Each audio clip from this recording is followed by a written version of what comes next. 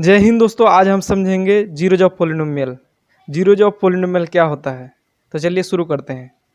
सबसे पहला है number of degree equal to number of zeros equal to maximum number of times by graph line cut one X in a polynomial A X square plus B X equal not zero if a greater than 0 then parabola is upward, if a less than 0 then parabola is downward।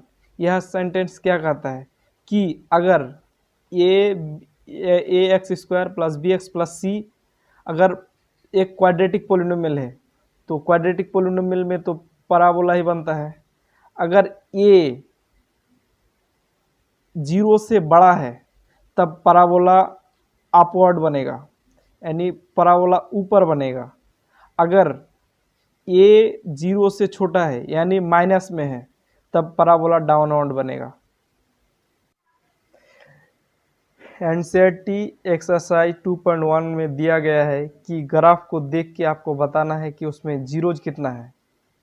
तो graph को देख के हम कैसे पता लगा सकते हैं कि एक्स एक्सिस पर अगर ग्राफ लाइन जितनी बार काटेगा उतना ही उसका जीरोज होता है।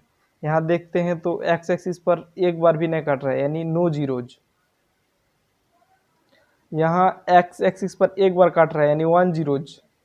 यहाँ एक्स एक्सिस पर 3 बार काट रहा है यानी यहाँ 3 जीरोज होगा। एक्स एक्सिस पर यहाँ 2 बार काट रहा है यानी यहाँ 2 जीरोज होगा। यानी एक्स एक्सिस पर यहाँ 4 बार काट रहा है यानी इस ग्राफ का 4 जीरोज होगा। यहाँ एक्स एक्सिस पर 4 बार काट रहा है यानी यहाँ भी 4 जीरोज होगा। Relation between zeros and coefficient of quadratic polynomial, यानी संबंध शून्य जीरो से और कोफिशिएंट ऑफ पोलिनोमियल से क्या संबंध है।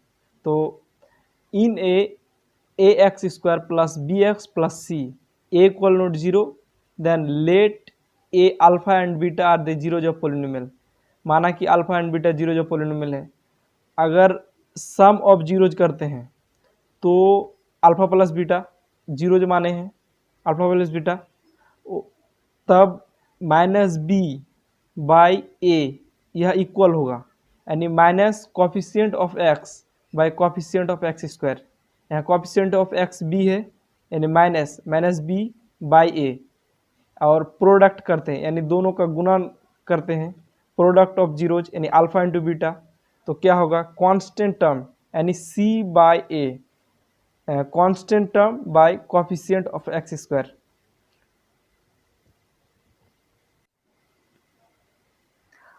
Exercise NCERT 2.2 how to find zeros, यानी जीरो को कैसे प्राप्त करें या कैसे निकालें of A polynomial and verify relation between coefficient and zeros, यानी जीरोज और कोफिशिएंट के बीच यानी पोलिनोमियल का जो कोफिशिएंट है उसमें क्या संबंध है।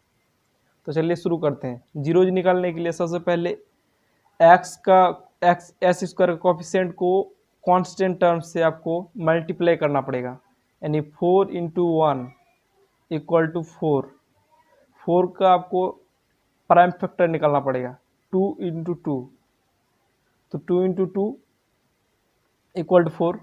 यहाँ जोड़ घटा करके आपको मिड टर्म को मतलब आपको इक्वल करना है मिड टर्म को।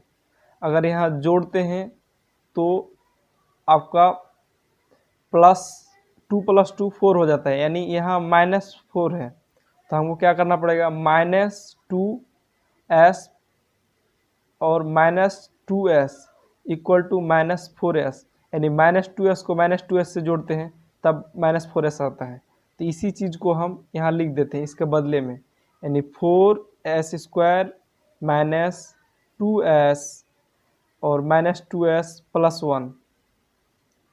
यहाँ अगर कॉमन लेते हैं दोनों में तो 2 कॉमन आता है और s कॉमन आता है, यानी 2s, यानी यहाँ से 2 अगर निकाल लिया तो यहाँ 2 बचेगा, और यहाँ से एक s निकाले तो एक s यहाँ बचेगा।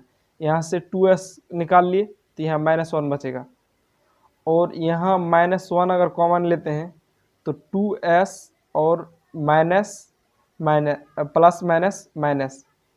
इसी तरह ये दो टर्म अगर आपका सही आ रहा है तो आप समझिए आपका प्रोसेस सही चल रहा है।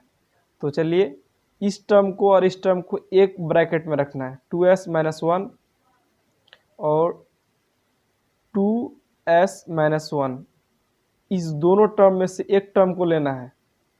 और अब 4 जीरोज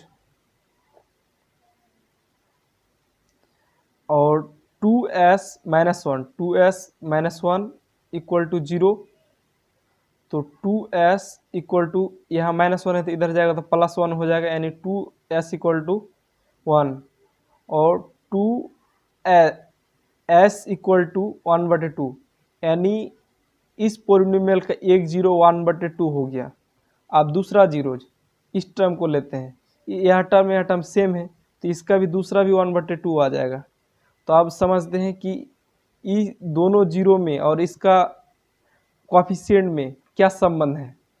तो चलिए sum of zeros equal to minus B by A, यह बी है और यह ए है। तो सम ऑफ जीरो यानी 1/2 प्लस 1/2 इक्वल टू, यहाँ 4 है -4 है, -4 -4 और यहाँ से -4 यानी -4 इंटू -4 बाई 4। तो यहाँ 1 + 1 को 2 से जोड़ेंगे तो 1 हो जाएगा और यहाँ माइनस इंटू माइनस क्या हो जाएगा, प्लस हो जाएगा, यानी 4/4 यानी 1 equal to product of 0 is equal to alpha into beta c by A constant term by coefficient of x square